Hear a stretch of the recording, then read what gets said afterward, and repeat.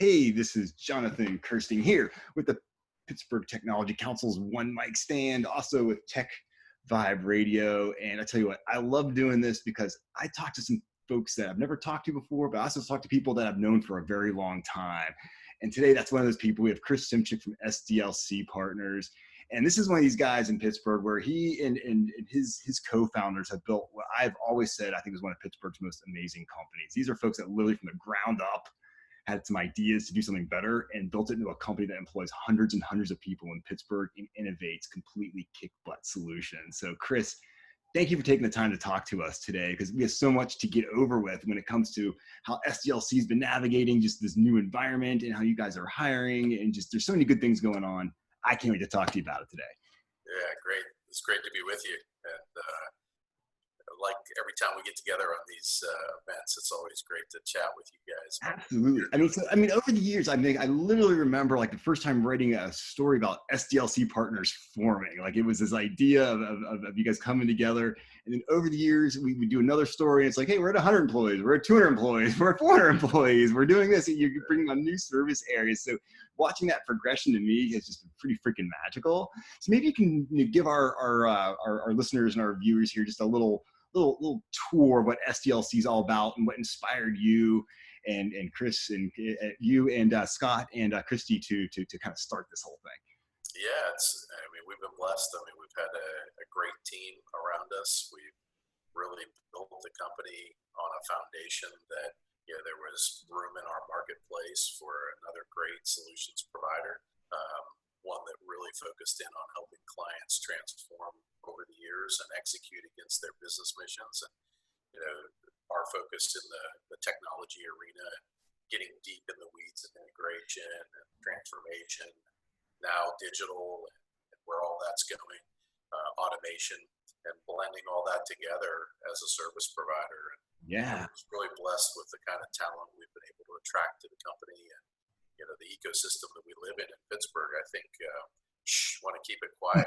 I know it's kind of one of those things where you want to be. It's like we want to share, right? But we want to keep it quiet because it's a great environment. And you guys have been, certainly instrumental in helping to create that environment and have companies succeed and give access to the right partners at the right time. So we've been really fortunate with that mission and delivering for our customers and knowing that we need to deliver every day and not losing sight of that. So yeah, you can never keep your foot off the gas pedal with what you guys do, because you're only as good as the last day that you've innovated something new, which I think is just crazy. And it's been has it been over 15 years now? 15 years last year. Yeah, exactly. And you guys are like multiple Tech 50 winners. There's just times, we've been a finalist a bunch, and we've been fortunate to do that and been a great company there. That's what I'm saying. 15 and we won at 18 actually. Yeah, exactly. This is something that as you guys put this together, you obviously wanted to grow and do something big, but did you ever think it would get this big? No. I don't know how you manage all the growth that you guys have. It's like when you're always like bringing on 50 more people, I'm like, how do you do that? That's been, when we set out, we just wanted to be relevant, and we wanted to be really good at what we did. And then the rest took a life of its own. Certainly we worked hard, but we've had great customers who've supported us through the years. We've delivered great solutions for a wide array of clients. And when you just deliver and you do good work and you bring thought leadership to the table with that, you carve out a space. And that's what we've done. So it's been really successful for us. And I think you get there through having a great leadership team and a great management team below that, and really keeping everybody aligned with a culture that makes sense. I believe it. I mean, you guys just seem so consistent in how you built this company. It's like you've had very dramatic growth, but it's not like some companies where they spike up really fast and then they can fall apart. It seems like everything you've done has been built on this foundation, and it's been very sensible and I think very thoughtful as you guys have built this thing. Yeah, I think we've tried to stay in our lane of being, really responsible how we plan the business and how we grow the business. And from time to time, that's meant that we didn't take work that didn't make sense for us to take. And I think that was really one of the lessons along the way that, we really listened to that message. And, we went to a lot of thought leaders outside of the company and a lot of advisory people that have helped us through the years. And we implemented a process, for planning the business over the next 3 years. We'll have a plan for the business for 3 years out, and we execute against that plan in 90-day increments. So, COVID's been a wrench. Exactly. Let's talk about that, right? Yeah. It's like all of a sudden, it's like The elephant in the room. COVID-19 comes around, and right. It's impacted everybody. But I know you guys have been really innovative and creative in working around that. I mean, right now, as we're actually recording this, our higher up virtual career fair is going on, and you guys are the main sponsor of that thing because you guys are actually still in the need of a lot of tech positions, which to me is like, I just love hearing that because there's so many people that are laying people off, but there's also companies like yours that, yes, you're scaling back a little, but you're still in a growth mode because you have major projects you still got to take care of. Yeah, we always have to be preparing for the future and the transformation of technology and the people who drive that. And, I think this is a responsibility of all companies that can do this right now to try to make certain that great people have homes in our marketplace. We see this as sort of bigger, the sponsorship itself as bigger than just us. We see it as, a commitment back to the community that we serve and that does all the great work that we've been talking about. So we're really excited to sponsor. We know there's a lot of great people that are caught up in unfortunate situations right now. And, if we can find opportunities for them with us and even with our clients, we would gladly help them.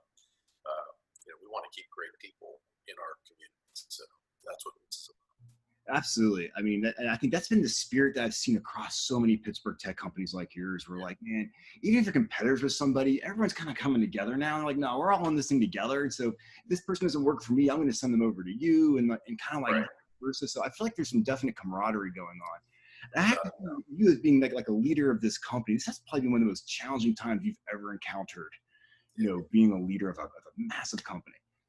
Yeah, it's been, we're blessed with a really good leadership team. And, as part of our planning, we had a business continuity plan that was in place for many years. And, we never really had to put it to the test. Yeah, well, good thing you had that, right? Yeah, so you dust that off and you say, geez, I expect this to be relevant, but, it doesn't quite address everything that we've been, thrown our way.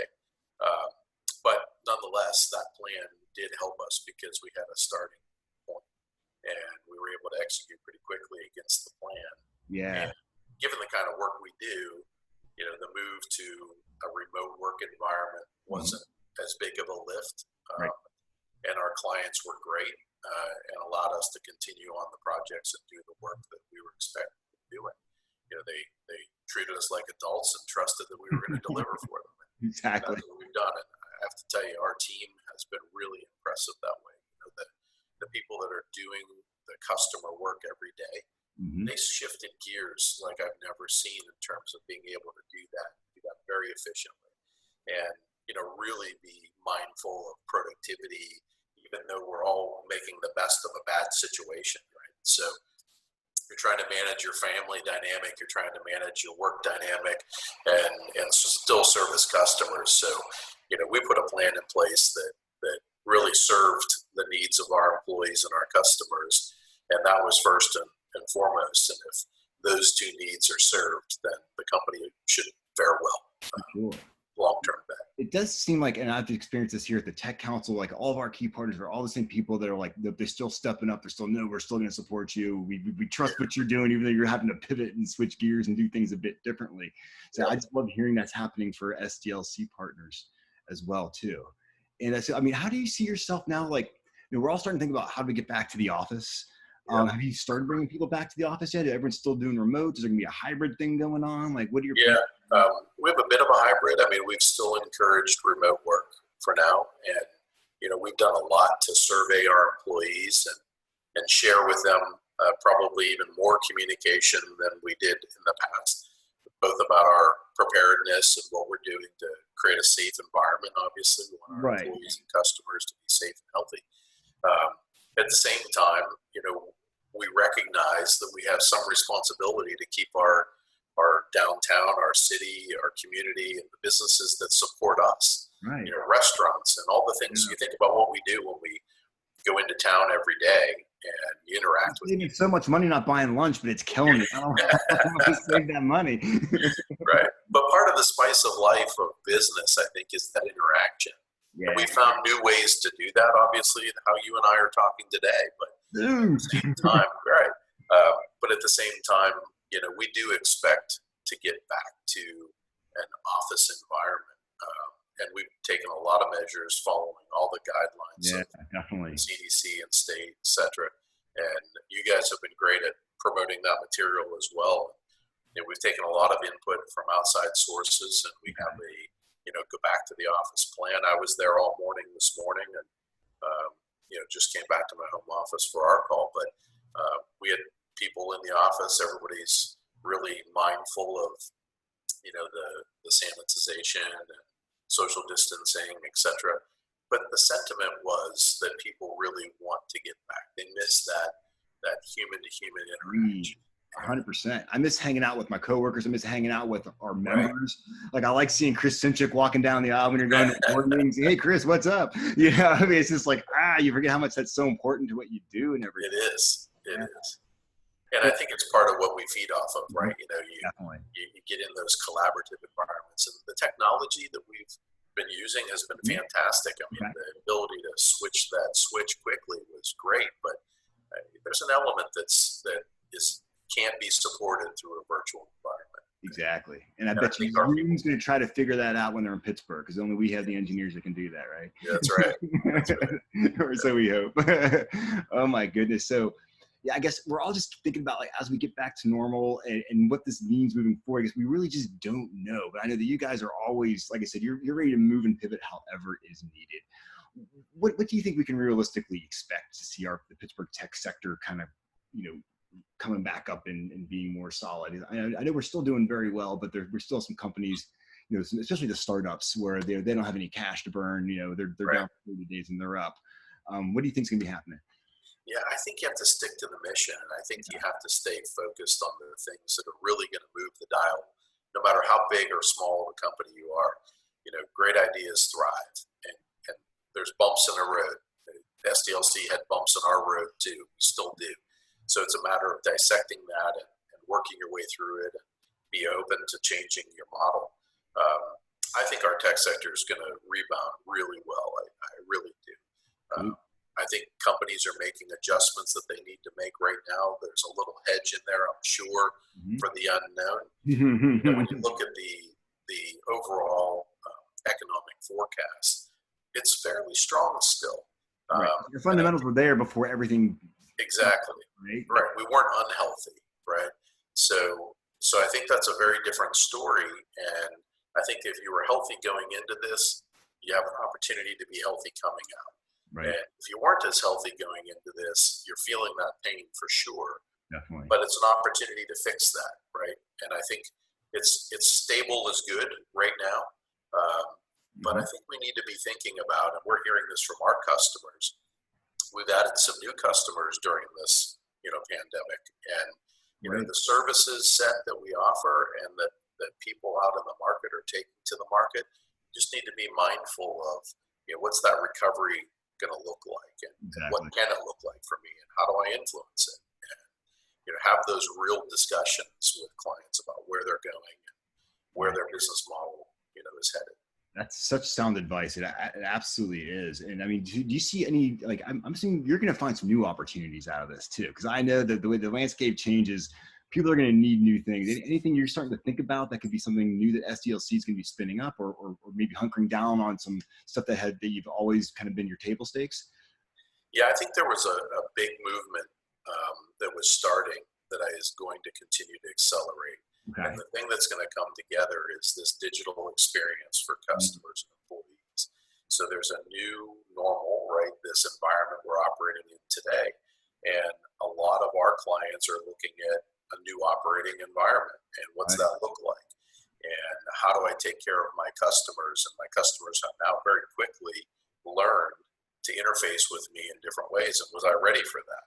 And so how do I continue that transformation? How do I continue to lever the new technologies, the cloud computing, an interface-based way of designing my solutions for my customer? And we're doing the same thing. And when I look at the things that our clients are right now gravitating toward, they're gravitating towards that, business transformation, digital transformation, new digital architecture strategies, intelligent automation. How do I take the things that are sort of manual process that I lived with in a good time, but now I need to automate to free up talent to go focus on the next new thing? And how do I do that in a mindful way, implementing technology, reducing cost, and redeploying talent to things that are really important for the business? And some of the new customers we've recently signed up are in that space. They're in that digital continuum of customer experience, what we're learning now, how do we apply that, and how do we drive real optimization in our business? And I think, and there's a lot of startups and a lot of companies in Pittsburgh that are aimed in that space. I think you're also going to see some more enhanced partnering come out of this. That makes a lot of sense. Absolutely. Mm-hmm. Yeah, where, we don't have to create everything. And how do we take the best of, multiple businesses and put them together, right? And I think we're engaged in several discussions like that today. Very cool. See, that's why I got full faith. You guys are going to come out as things just kicking butt, man. Simple as that. And that's why you're hiring right now. And that's why I just think you and the whole SDLC team is just making Pittsburgh proud at the end of the day. This is what Pittsburgh does, right? You guys step up and you kick some butt. I think that's the thing that not only fits us as a business, but if you look at our ecosystem, we get things done in Pittsburgh. Right. I don't think sometimes we do it with a lot of fanfare, which is just fine. We just go about our business. And I think that's really one of the characteristics of Pittsburgh that is one that is really welcomed by customers, no matter who their customers are, where they are in the world. It just makes me understand why SDLC has been successful it has to this date, and why it'll be another 15 years you're still going to be around kicking butt. And that's why I'm so glad I got to talk to you today. Really inspiring story. I'm so glad I've got to talk a little bit about it. I just think, obviously, everything you guys are doing is just spot on. Thanks for being part of the One Mic Stand. Yeah, thanks, Jonathan. Really appreciate the time with you. Absolutely. Great stuff.